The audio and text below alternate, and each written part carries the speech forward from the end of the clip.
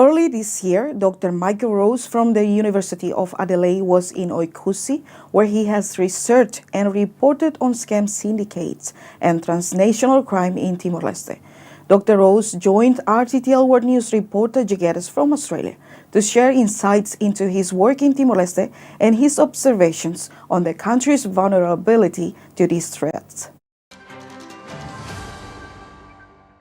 Can you explain your work in Oikusi over the last 12 months? Originally, my research in Oikusi was about Adat and sort of religion and stuff like that. But when I heard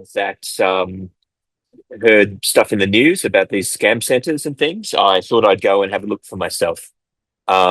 So last March, that's what I did. I went to Oikusi and I visited the center itself, even though it had been shut down by that point.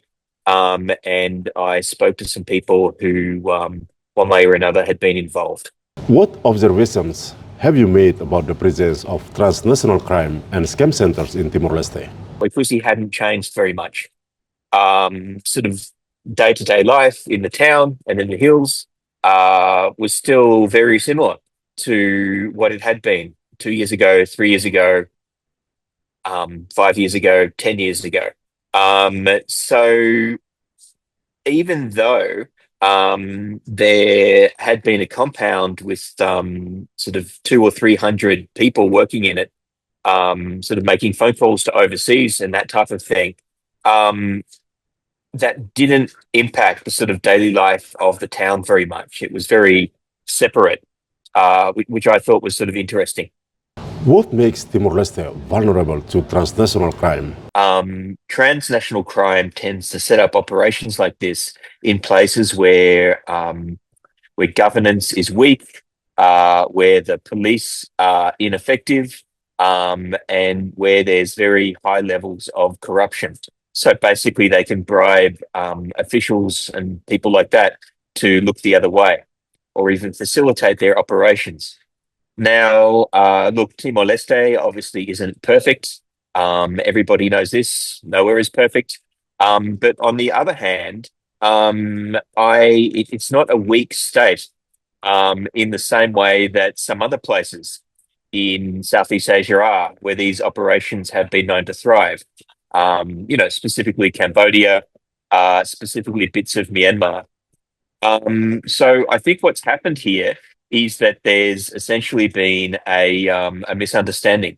I think transnational criminals have looked at Timor-Leste and thought, okay, there's a small country. It had a war 25 years ago.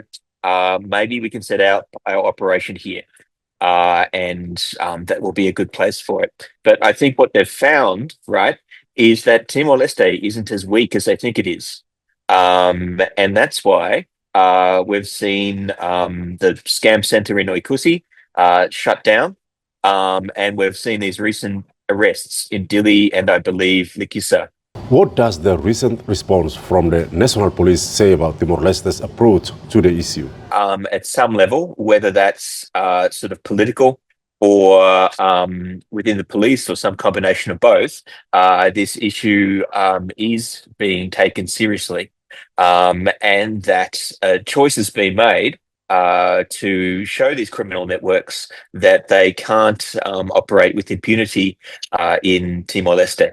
I really appreciate for all information that you share with us today.